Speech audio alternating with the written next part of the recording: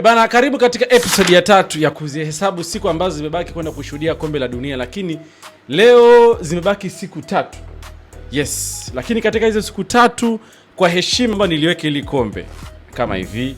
Yes, kwa sababu tunaenda kumtaja hapa ni bingwa mtetezi Argentina ambaye ameshinda mataji mara 3.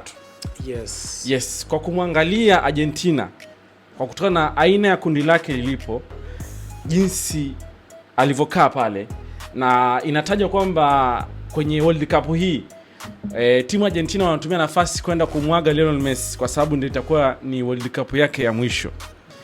Pia Argentina hiyo haipewi nafasi kubwa sana kuonekana kama ni timu ambayo itaenda kulitetea taji lake. Unahisi kwa nini wanaichukulia hivi? Karibu. Wanaichukulia hivyo kwa sababu wakihisi Lionel Messi hayupo tena kwenye ule ushindani wake ambao alikuwa nao huko siku za nyuma, kwa sababu anacheza Marekani. Kwa wanahisi kwamba once usipokuwa na Lionel Messi ambaye ametoka kwenye ligi ambayo ile shindani, basi kuna namna ambayo Argentina wanaweza wasiweze kutetea kombe lao. Lakini ni watahadharisha, hii ni iwe tahadhari. Argentina wasipoichukulia serious, unaweza ukashangaa Argentina wametoa tena ile kombe, kwa sababu wasipochukulia serious hii World Cup Argentina wanabeba tena. Kwa nini? Sababu focus imekuwa kwa Ureno, Ufaransa, Hispania. Wanasahau Argentina ina wachezaji wazoefu na vijana.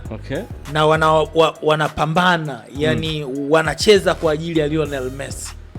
Kwa ajili ya Lionel Messi. Ogopa timu ambayo ina sababu ya kufanya kitu. Wao wanataka kumwaga shujaa wao kwa ndoo nyingine ya kombe la dunia, kwamba 2022 Qatar walipigana kwa sababu Lionel Messi ili ile heshima yake ya kuwa God iweze kutimia, lakini kwa sasa wanataka wamwage God. Kwa hiyo wana sababu ya nini wanataka kukifanya kwenye mashindano. Nia wanayo, sababu wanayo. Yes, na uwezo wanao Argentina. Wanaua Juan Musso ambaye yupo pale Atletico de Madrid. Amemtoa Oblak kama goalkeeper namba 1 wa kikosi cha Atletico de Madrid. Lakini ukirudi pia wana Martinez. Lautaro Martinez. Ni Emiliano Martinez, goalkeeper. Yes. Ametoka kuchukua Europa League na Aston Villa. Goalkeeper ambaye alisimama kwenye milingoti 3 ya Argentina wakati wanatoa kombe la dunia 2022 nchini Qatar. Bado wana Enzo Fernandez, Chelsea. Bado wana McAllister Alexis. Yupo. Hawa ndio wachezaji walikuwa muhimu kwenye kikosi cha Argentina finali zilizopita ya Qatar. Bado wana Rodrigo de Paul. Lakini wana mchanga kina Valentin Barco kutoka Strasbourg ambaye msimu ujao atacheza Chelsea. Lakini wana Nico Paz, mmoja kati ya top performers wa Serie A msimu huu. Akiwa na Como, amewezesha Como kucheza mashindano ya klabu bingwa barani Ulaya msimu ujao. Lakini pia kina Lautaro Martinez bado wapo kwenye timu. Anakiwasha huko. Yes, Julian Alvarez yupo kwenye timu na ni mmoja kati ya strikers ambao wanawaniwa na timu kubwa barani Ulaya. Barcelona wanapigana vikumbo na Arsenal.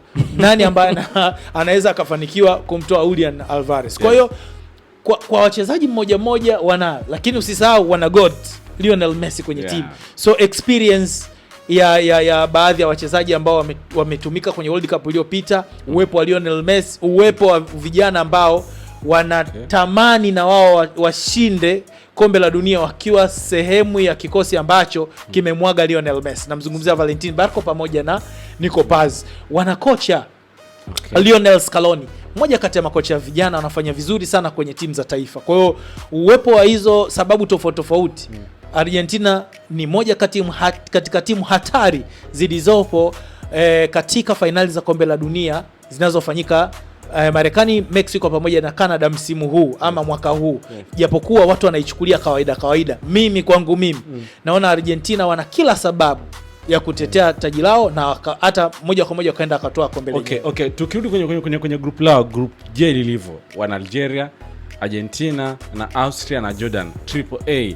unadhani kuna timu yoyote ambayo inaweza hata ikamsumbua Argentina?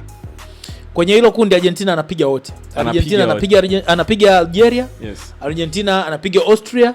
Argentina anapiga Jordan. Okay. Wote hawa anapiga.